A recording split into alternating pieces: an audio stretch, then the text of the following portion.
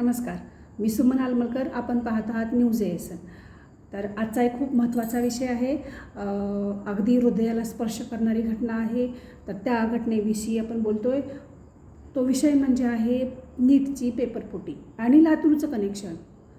तर खरंच लातूरचं कनेक्शन आहे का या पेपरफुटीमागं? तर आपण तेही आज बोलणार आहोत.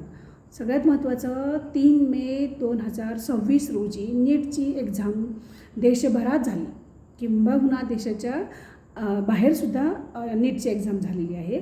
आणि या एक्झामला 23 लाख विद्यार्थी बसले होते आणि 23 लाख विद्यार्थ्यांनी याची एक्झाम दिलेली आहे.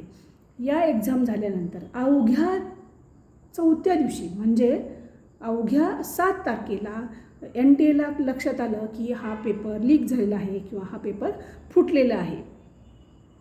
असो, हा NTAचा विषय झाला. तर याचं लातूर कनेक्शन कसं पाहता येईल आपल्याला? तर त्या NTAच्या गोपनीय समितीमध्ये लातूरचे PV कुलकर्णी होते. ह्या कुलकर्णीपासून लातूरपर्यंतचा जो प्रवास आहे त्याच्यामध्ये अनेक लोक समाविष्ट असू शकतात किंवा बरंच यंत्रणा याच्यामध्ये असू शकते. पण लातूरचं नाव हे देशामध्ये म्हणता येईल, महाराष्ट्रात म्हणता येईल किंवा महाराष्ट्राच्या बाहेर म्हणता येईल. महाराष्ट्राच्या बाहेरूनसुद्धा लातूरमध्ये विद्यार्थी डॉक्टर आणि इंजिनियर होण्यासाठी किंवा नीटची तयारी करण्यासाठी लातूरला येतात.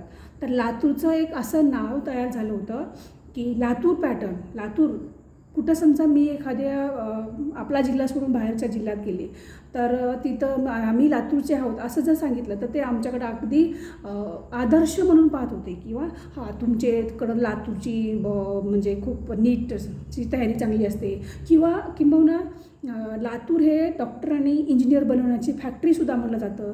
तेव्हा आम्हाला खूप अभिमान वाटायचा आणि तेव्हा आमची ही मान अतिशय उंच जायची आणि असा अभिमान वाटायचा की बाबा आम्ही त्याच लातूरचे आहोत किंवा आम्ही तेच लातूरकर आहोत. पण आत्ता कालची जी ही घटना, नीटचा पेपरफुटीची जी घटना घडली, त्या घटनेनंतर आता जी उंच झालेली मान आहे तीच मान आता अतिशय शर्मेने खूप खाली झुकलेली आहे. तर मला असं वाटतं की PVR कुलकर्णी यांनी लातूरमध्ये जे नामवंत क्लासेस आहेत त्या क्लासेसला काही सपोर्ट केला आहे का? किंवा क्लासेसचे जे रिझल्ट येतात त्याच्यामध्ये यांचा काही हात आहे का?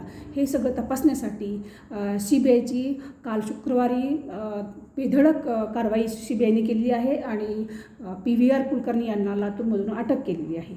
त्याचबरोबर लातूरमधल्या एका नामवंत क्लासेसचे संचालक डॉक्टर शिवाजीराव मुडेगावकर यांचीही CBI पथकाने 8 ते 9 तास त्यांच्या राहत्या चौकशी केलेली आहे. आता CBIच्या चौकशीत काय आढळून आलं किंवा काय निकष लागला किंवा आणखीन काही धागेदोरे भेटले का, हा त्यांचा गोपनीय विषय आहे.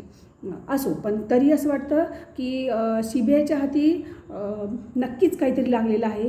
पण डॉक्टर आणि इंजिनियर तयार होणारी ही जी फॅक्टरी आहे या फॅक्टरीला अगदी काही मिनिटात किंवा काही क्षणात किंवा काही दिवसात हे जे रॅकेट आहे यांचं जे हे रॅकेट आहे या रॅकेटनं लातूरच्या प्रतिमेला काळिमा फासलेली आहे. आणि मला असं वाटतं की दोषीवर योग्य ती कारवाई व्हावी, चौकशी व्हावी.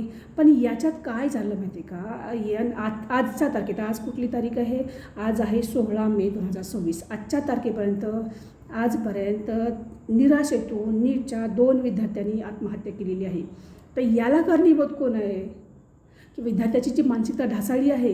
विद्यार्थ्याचे सोशल मीडियावर तुम्हाला भरपूर व्हिडिओ भेटतील. कोणी रडत आहे, कोणी काय करतं आहे. तर याला कारणीभूत कोणी आहे? जे कोणी कारणीभूत असेल तर त्याला योग्य ती शिक्षा भेटायला पाहिजे. एवढीच आजची विनंती आहे. आजच्यासाठी धन्यवाद.